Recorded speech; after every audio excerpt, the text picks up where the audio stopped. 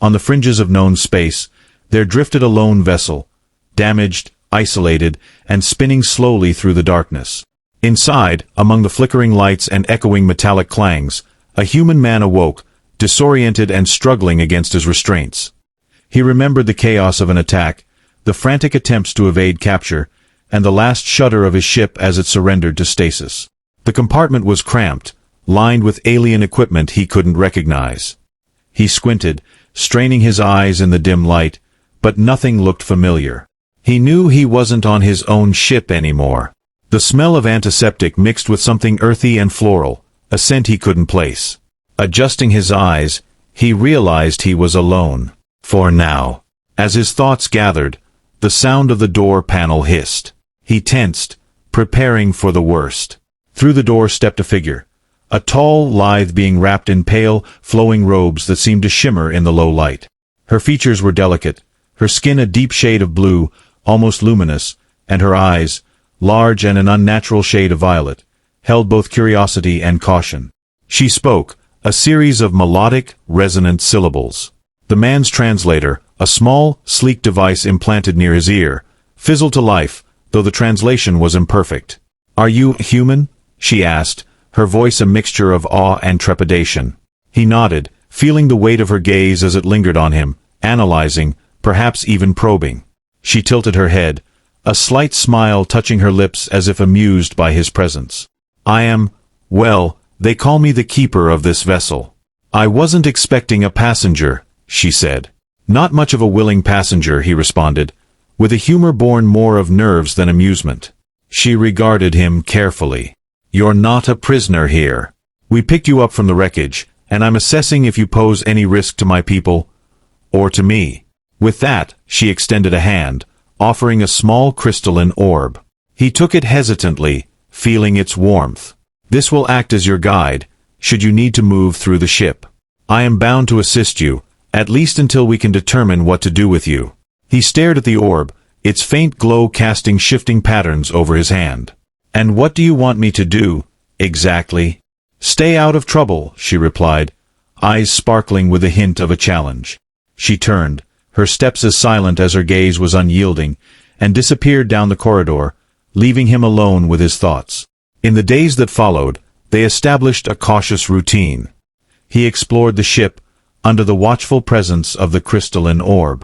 The vessel was a wonder, filled with corridors that seemed to bend and curve in impossible ways, rooms full of strange, beautiful artifacts, and windows that opened onto a breathtaking view of the stars. He rarely saw other beings. It seemed that, besides the princess and perhaps a few of her guards, the ship was nearly empty. The keeper was a mystery to him. She moved through the ship as if it was an extension of her being, her robes whispering against the cool metal floors. He caught glimpses of her, always poised, always slightly out of reach. And each time they met, she regarded him with a mixture of curiosity and distance, as though she was studying an intriguing but dangerous creature. As they spent more time together, he began to learn more about her people. They were a secluded, proud race, known for their ethereal beauty and formidable power. Their empire was vast, yet they kept themselves separate from other species, rarely venturing beyond their territories. One evening, in a moment of rare candor, she admitted, "We've always believed ourselves superior. Our technology, our culture, it's what defines us. But lately, that belief has begun to waver. Some feel we've stagnated, isolated ourselves so deeply that we're losing touch with the universe." "Is that why you were near human territory?" he asked, surprised by her honesty. She looked away, her gaze distant. "In part. I was curious. Stories of humans have spread far beyond your borders. Stories of resilience, of fire and spirit." Her voice softened. "Of rebellion." Her words hung in the air, their weight filling the silence that followed. He sensed something unspoken, a yearning, a conflict that went beyond the politics of their worlds. And for a brief moment, he felt a strange connection between them, an understanding that transcended their differences. But the peace was short-lived. Alarms blared one day, shattering the quiet rhythm they had fallen into. The ship shuddered, and he was jolted from his sleep, adrenaline surging through his veins. The keeper appeared in his quarters, her face ashen. "We're under attack. You need to stay here, stay safe." "Wait," he said, grabbing her arm as she turned to leave. "Let me help." She hesitated, studying him with a look of surprise and something else. She relented with a nod, and they made their way to the control room. The attackers were mercenaries, powerful, relentless, and well-equipped. Their ship rattled with the force of the blasts, and the control room was a flurry of movement, the keeper barking orders to her guards. Amidst the chaos, he found himself admiring her strength, her resolve, even as she faced what seemed like impossible odds. But the ship was outmatched, and it soon became clear they were losing. He moved to her side, a sudden, desperate plan forming in his mind. "There's a maneuver we use, a last-ditch attempt to escape when there's no other option. But it's dangerous." She looked at him, eyes wide with both fear and hope. "Show me." Together, they worked, their hands moving in a flurry of motion, the language barrier fading as they communicated through gestures and glances. The plan was risky, redirecting all power to the engines, creating a temporary shield that would hopefully buy them enough time to escape. As they executed the maneuver, the ship lurched violently, throwing them both off balance. He caught her, his arms wrapping around her to steady them. For a brief moment, they were face to face, close enough that he could feel her breath on his skin. The shield held. The attackers fell back, retreating in the face of the sudden surge of energy. The ship was battered but intact, and as silence settled over the control room, they found themselves still standing together, clinging to one another. "You saved us," she whispered, her voice barely audible. He shook his head. "We saved each other." After that night, something shifted between them. Their conversations grew deeper, their silences more comfortable. They shared stories of their worlds, of their struggles and dreams.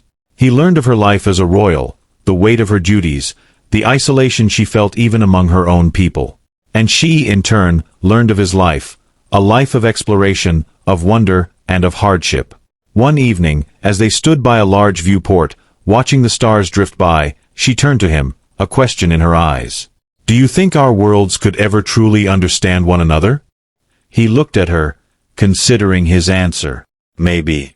But it would take a lot of trust. And maybe a little courage." She smiled, a faint, bittersweet smile. "Courage, I have plenty of.